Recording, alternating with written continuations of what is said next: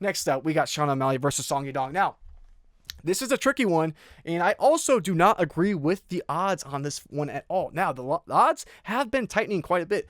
I believe it was like, I don't know, earlier yesterday or something, Sean O'Malley was a minus about 250 favorite, and I really don't see why he should be that big of a favorite. Now, on one hand, on the striking, this is kind of like the Gaethje Pimblett fight.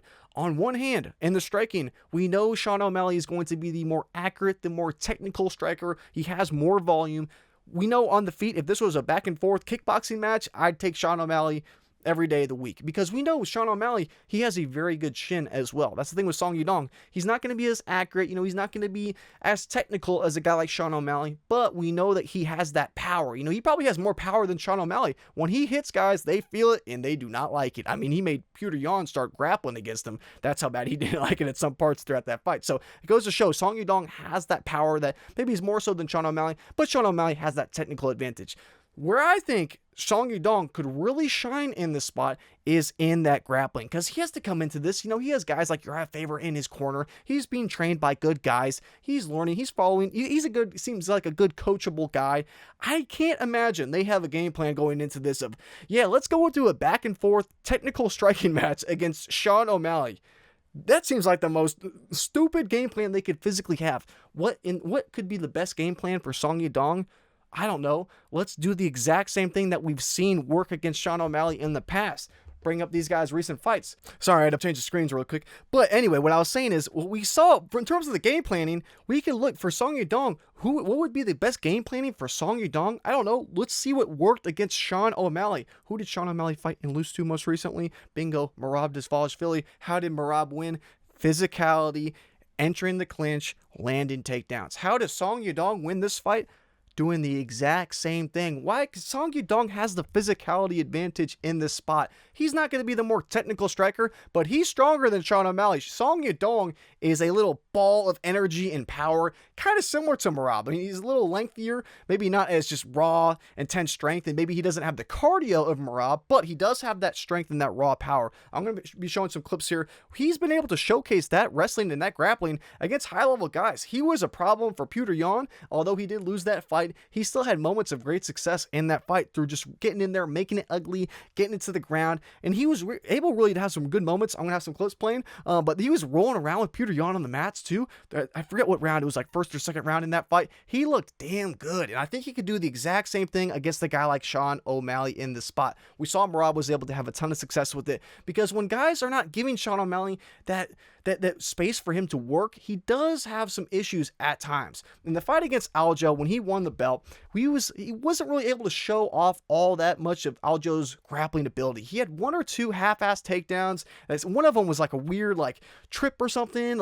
There was no point during that fight Aljo really went really hard for takedowns. He wasn't able to show off his grappling, and we haven't really seen Sean O'Malley tested all that much. Petr Yan had some moments, but Petr Yan isn't exactly the wrestler. He's a striker. That's where he wants to keep the fights. And when we see him go up against a chain wrestler who can really push the pace, who has that physicality edge over him, which for Sean O'Malley that is, when Merab had that physicality advantage over Sean O'Malley, that's when we saw him really struggle. And we know Song Yadong is so explosive. He's so powerful. He has that same physicality, maybe not the cardio, because we've seen Song Yadong does slow down in fights. We saw in that Petr Yan fight, he really started to slow down quite a bit. It was not a good look in that third round. However, we know he has that physicality to where I could see him picking up the first or second round, because we see Sean O'Malley, when he gets taken down, he can be a fish out of water at times, in the sense of sometimes when he gets it down, especially in the last two Merab fights, when he gets taken down, he just has no get-up game. He has no urgency to get back up. So I do think the path for Song Yadong in this spot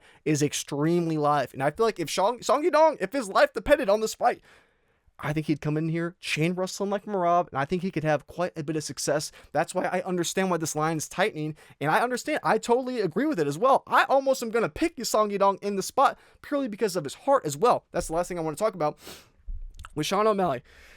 As much as I love Sean O'Malley, I feel like the last couple, I don't want to say years, but maybe the last year or so, he doesn't have that same drive and that same hunger like he used to. Kind of like a Conor McGregor. He got to the top, got all the money, got the fame, got the status, and the drive started to drop, and he wasn't quite his old self. And we started to see a decline in terms of his performance and how much he really seemed like he wanted it. It kind of seems the same with Sean O'Malley. I mean, after that last fight, the Merab fight, the first fight, he changed up his whole identity. He dropped the rainbow hair. He came neutral. He was saying, I'm done cranking it, or I'm done smoking. Like, he kind of changed up his entire personality.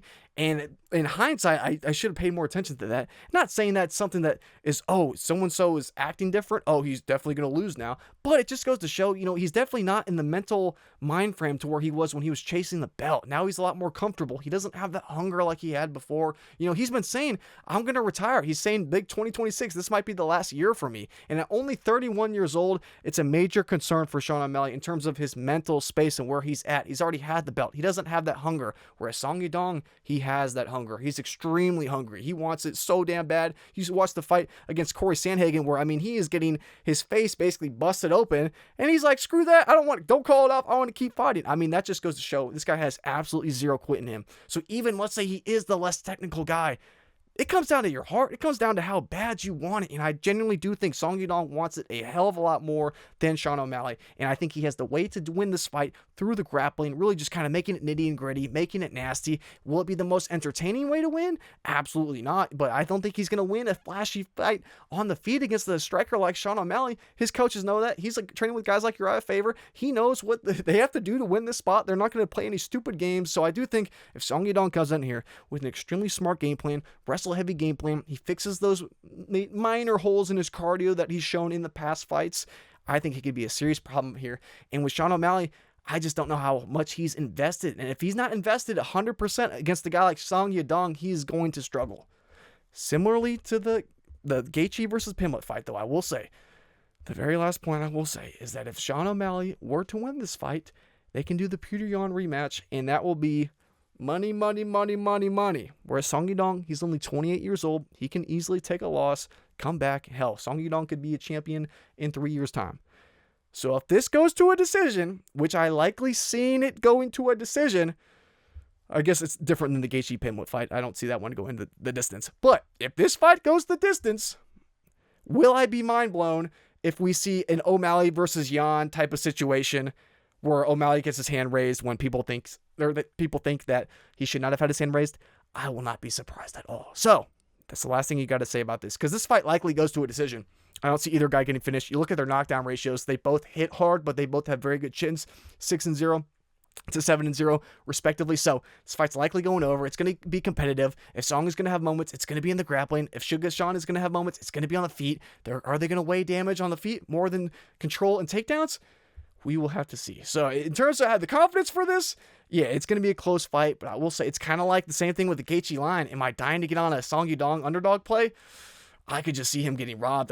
There's too many concerns, but I will say in terms of the pick, I'm going to wait until the weigh-ins. I want to see how Sean O'Malley comes out. Is he going to come out like his former self? Is he going to look like he's his old self, locked in, dialed in? Or is he switching it up like he did in that last fight when he really looked career worst, honestly? So pick for now, I guess we could go Sean O'Malley. He has proven more. He's in his physical prime right now. He's been a former champ. Song Yadong is definitely the inferior striker in this spot. If Sean O'Malley can keep it on the feet, he should be able to win, but I might just pick flip on this one, I will say.